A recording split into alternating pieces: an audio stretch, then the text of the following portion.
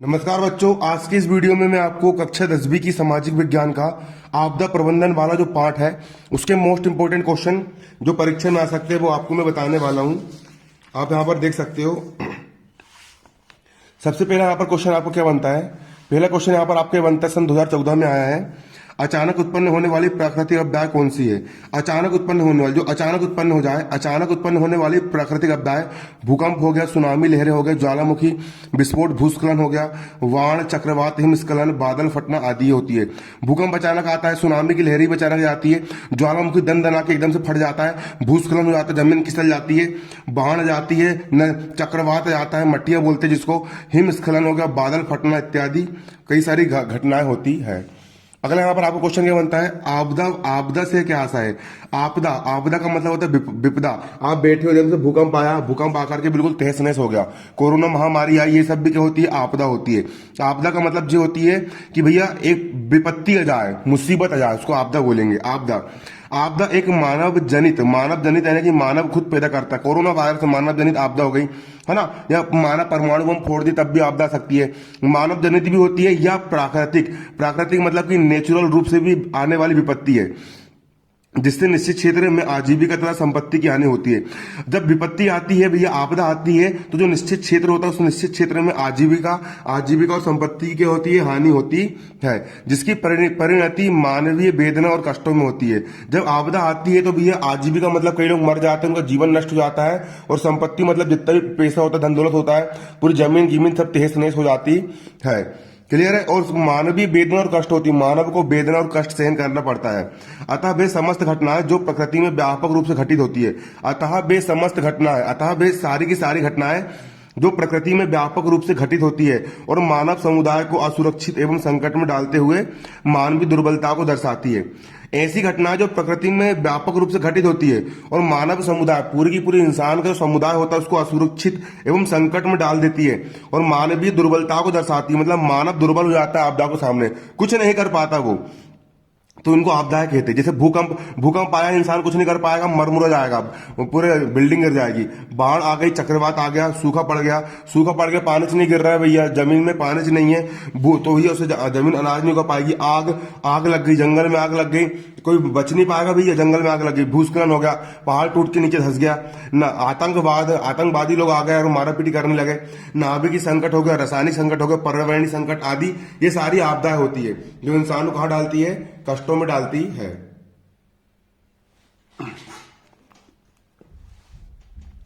आपका अगला क्वेश्चन यहाँ पे मोस्ट इंपोर्टेंट है, यहाँ पे देख सकते हो, सन 2009 में आया है, 14 में आया और 19 में भी आया है। क्वेश्चन यहाँ पर क्या बोल रहा है आप समझिए। यहाँ पे क्वेश्चन ये बोल रहा है, प्राकृतिक आपदाओं के लिए वनों का विनाश उत्तरदायी है, क्या ये सच है। प्राकृतिक आपदाएं, वनों का विनाश, इंसान क्या कर रहा है, इंसान जंगल की लकड़ी काट के ले जा रहा है, वनों का, जंगलों का विनाश कर रहा है, जंगल का दोहन कर रहा है, जंगल की लकड़ी काट रहा है। तो क्या जंगल की लकड़ी काट रहा, वनों का विनाश करना प्राकृतिक आपदा। तो जो आपदा जो आती है, जो विपत्ति आती है, जो महामारी आती है, सूखा हो गया, बाढ़ हो गया, भूस्खलन हो गया, ये सारी जो आपदाएं आती है, तो इन प्राकृतिक आपदाओं के लिए क्या वनों का विनाश उत्तरदायी है, क्या ये सच है। हाँ, सही बात है। प्राकृतिक आपदाएं वे समस्त घटनाएं हैं जो प्रकृति में विस्तृत रूप से घटित होती है और जिनका प्रभाव विनाशकारी होता है। प्राकृतिक आपदाएं वे समस्त घटनाएं हैं। आपदा का मतलब होता है विपत्ति आना, है ना, जैसे कि सूखा पड़ गया, बाढ़ आ गई, भूकंप आ गया, सुनामी आ गई, है ना, ज्वालामुखी फट गया, तो ये सारी प्राकृतिक आपदाएं वे समस्त घटनाएं होती है जो प्रकृति में विस्तृत रूप से घटित होती है और जिनका प्रभाव बहुत विनाशकारी, खतरनाक होता है। कहीं बाढ़ आ जाएगी तो तुम डूब जाओगे, तुम्हारा घर डूब जाएगा, परिवार डूब जाएगा, पूरा गांव का गांव डूब जाएगा, भगते फिरोगे बिल्कुल, है ना। जैसे सूखा जाना, बाढ़ जाना, पूरा घर भर जाएगा, भूकंप जाना, घर टूट जाएगा, भूस्खलन हो जाना, सुनामी जाना आदि प्राकृतिक आपदाएं होती है। इन आपदाओं के लिए प्रमुख रूप से वनों का विदोहन ही उत्तरदायी है। इंसान जितने जंगल को काटेगा उतने ज्यादा वायरस फैलेंगे, उतने ज्यादा विपत्ति होगी, उतने ज्यादा मतलब कि आपदाएं आगी। वनों से ही मिट्टी को पोषण तत्व प्राप्त होता है। जो जंगल होते हैं, जो वन होते हैं, उससे ही मिट्टी को पोषक तत्व प्राप्त होते हैं। मृदा अपरदन से रक्षा होती है, वर्षा में वृद्धि होती है। जब पेड़ पौधे रहेंगे तो भैया वर्षा में वृद्धि होगी, है ना, ऑक्सीजन बढ़ती है। वन विनाश, अब जब जंगल का विनाश कर देंगे, वन विनाश के किसे, प्राकृतिक जल धाराओं का सूखना, जंगल का विनाश करने से क्या होता है, जितनी प्राकृतिक जल धारा होती है वो सब सूखी पड़ जाती है। वर्षा कम होने से भूमिगत जल स्तर का नीचे होना, जब पानी कम गिरेगा तो जमीन का जो जल स्तर होता है वो नीचे गिर जाता है। नदियों के जल स्तर गिरना, जिससे सूखा की प्राकृतिक आपदा का सामना करना पड़ता है, जिससे सूखा पड़ जाता है। जब ये नदी नहीं रहेगी, पानी नहीं गिरेगा, तो भैया सूखा पड़ना स्वाभाविक सी बात है। इस प्रकार स्पष्ट है कि प्राकृतिक आपदाओं के लिए वनों का विनाश विद्रोहन उत्तरदायी है।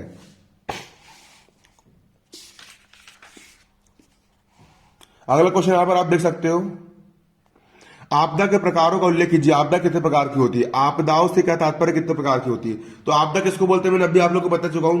अब आपदा आपदा मुख्य रूप से दो प्रकार की होती है। पहले होती है प्राकृतिक आपदा, जो नेचुरल रूप से आती है ना, जिसमें इंसान का कोई हाथ नहीं होता। और दूसरा होता है मानवकृत आपदा है, जे इंसान खुद लेकर के आता है। तो प्राकृतिक आपदा क्या होती है, सूखा पड़ गया, बाढ़ आ गई, भूकंप आ गया, भूस्खलन आ गया, सुनामी आ गई, वे समस्त घटनाएं जो प्रकृति में विस्तृत रूप से घटित होती है और जिनका प्रभाव विनाशकारी होता है और प्रकृति में खुद घटित होती है ना। जैसे सूखा पड़ जाना, पानी नहीं गिरा, सूखा पड़ गया, भूकंप आ गया, है ना, भूस्खलन हो गया, ज्वालामुखी फट गया, ये सारी प्राकृतिक आपदाएं होती है। अगली होती है मानवकृत आपदा है। अब मानवकृत मतलब कि जो इंसान लेकर के आता है, जैसे कि आणविक आपदा है, इंसान ने अणु बम फोड़ दिया। जैविक आपदा है, जैविक आपदा मतलब कोरोना वायरस फैला दिया इंसान ने मना करके। अब कितने लोग नहीं मारे कोरोना वायरस में, तो जैविक आपदा है कि नहीं।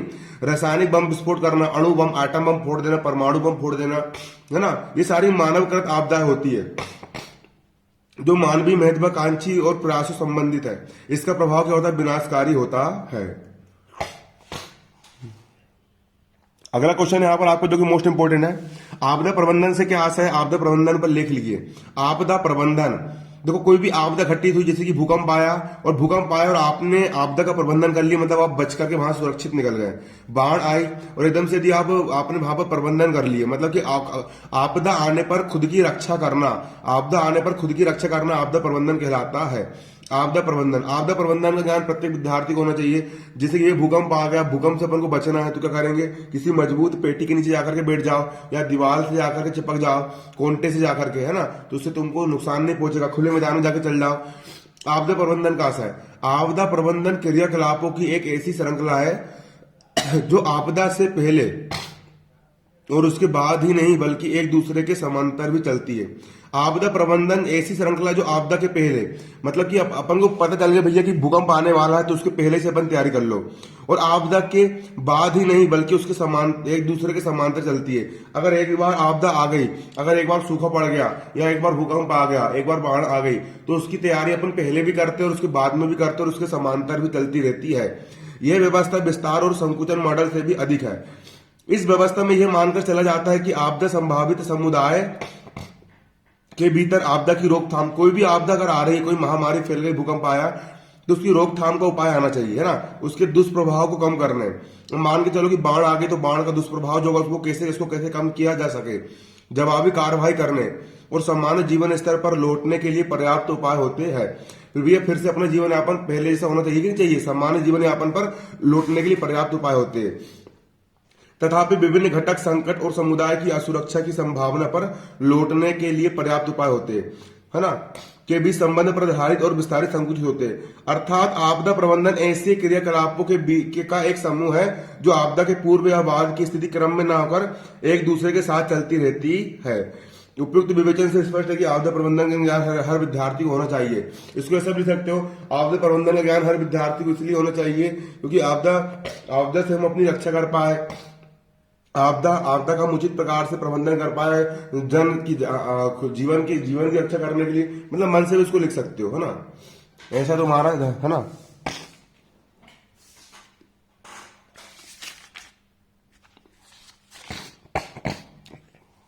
अगला क्वेश्चन यहां पर इंपॉर्टेंट है, आपदा प्रबंधन से आप क्या समझते हैं, इसके प्रमुख तत्व बताइए। आपदा प्रबंधन से आप क्या समझते हैं, इसके प्रमुख तत्व बताइए।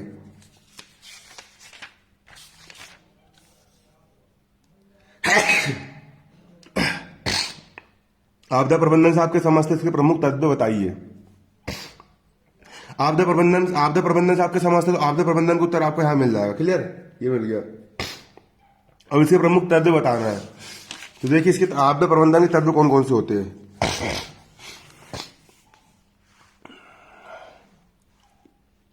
आपदा प्रबंधन के तत्व, आपदा प्रबंधन के 4 तत्व निम्नलिखित है। पहला, पहले से तैयारी करना। आपदा को प्रबंधन करने के लिए पहले से तैयार रहो भैया, पहले से क्या रहो, तैयार रहो। इसके अंतर्गत समुदाय को आपदा प्रभाव से निपटने के लिए पहले से ही तैयार रहना चाहिए। जो ये समुदाय है, समुदाय को आपदा से निपटने के लिए पहले से ही क्या रहना चाहिए, तैयार रहना चाहिए। दूसरा, राहत एवं जवाबी कार्रवाई। आपदा से पहले, आपदा के दौरान, मतलब आपदा आने के पहले, आपदा आने के दौरान, जब आपदा चल रही है, और आपदा के तुरंत बाद किए गए ऐसे उपाय, है ना, तो ऐसे उपाय जिससे सुनिश्चित हो सके कि आपदा का प्रभाव कम से कम हो, है ना, क्लियर। अगला तीसरा होता है सामान्य जीवन स्तर पर लौटना।